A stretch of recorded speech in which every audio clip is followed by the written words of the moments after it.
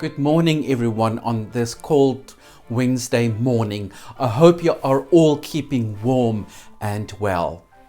I can't help it but to return to the book of Job again and again.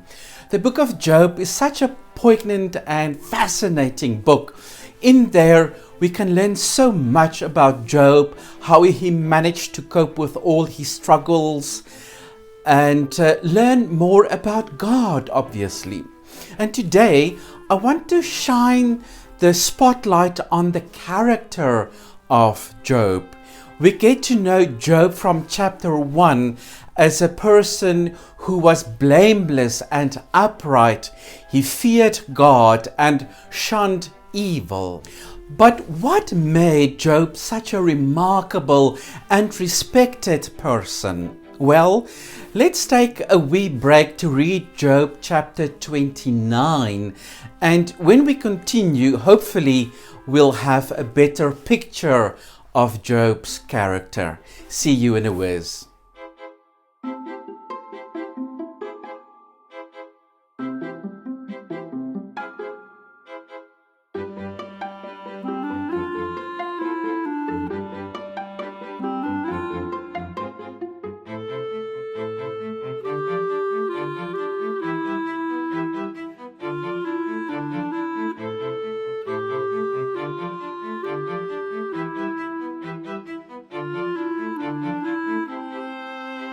What is mentioned is what Job did. Perhaps just as important is his attitude that emerged from his actions. In Job 29, we find some sort of a resume of Job. What did he do? Well, firstly, in verse 12, we saw that he helped the poor. Those who had no one to help them and called for help received help from Job. He was therefore not selfish or self-centered. He was not greedy. He did not look down on the poor people. He did not resent the poor who cried out for help, but he helped them. And the widows and orphans, he also helped. He made their hearts rejoice. And now we have to remember that the position of widows at that time was dire. They could not inherit, did not have legal status, and were completely dependent on the family of the deceased to care for them. And that did not always happen.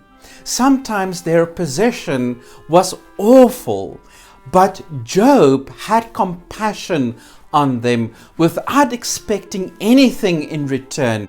He assisted them.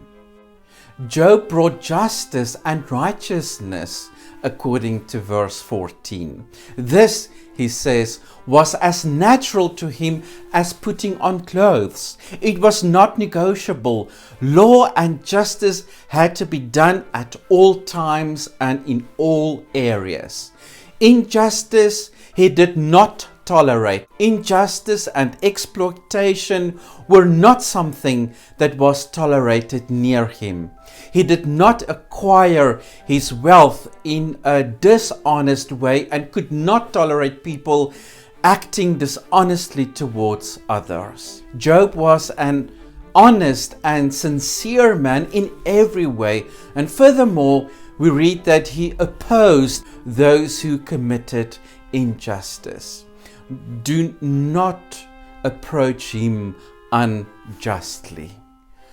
Job further says that he was eyes for the blind and feet for the lame. And again, we must remember that the plight of the disabled at that time was much worse than it is today. At that time, it was still thought that disability was a punishment from the Lord. And as a result, disabled people were often pushed aside and people did not want to associate with them. They said that the hand of the Lord was against the disabled, and how can one join those who are being punished? How inhumane and cruel, but Job did not blame them for their situation. He supported the blind and lame. He even handled the lawsuits of strangers. We see in verse 24 that Job was kind and well-meaning. His friendship and goodwill saved people from total collapse who were crushed under many burdens. He kept those who stumbled and were broken standing. Let's say this again. Job was a remarkable man. Job was rightly a man of prestige. Job reached out to people who had it hard in life. Now, what he did practically for them is not spelled out in our passage. It would seem that he physically assisted them, but it is also clear that he supported them emotionally and spiritually. He was there for them. He did not reject them. He listened to them and gave them advice. He helped them in a practical and appropriate way, it seems. Now, it is striking that the person of prestige here is drawn as the person who serves, the person who cares for others, reaching out and helping them, the man who does not put himself in the center but others. He was not there to be served, but still willing to serve other people. Do we not hear something of the attitude of the Lord Jesus in him? Did the Lord Jesus not come likewise not to be served, but to serve and give his life as ransom for mankind? Did the Lord Jesus not help the disabled, reached out to those who suffered? Did the Lord Jesus not stand up for the widows and orphans and children? Did the Lord Jesus not save the broken and help the despised? Of course he did. There is so much unhappiness in this life. People who are suffering, like the people to whom Job and the Lord Jesus reached out to. There are so many who are in distress and misery through circumstances or through the actions of others.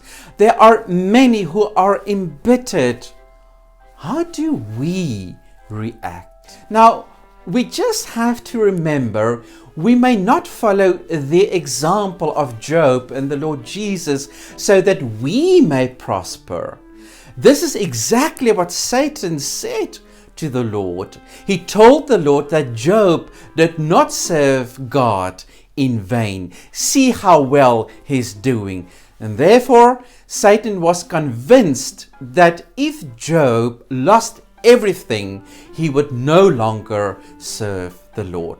And Satan therefore thinks that Job serves God so that Job can be honored and prosper.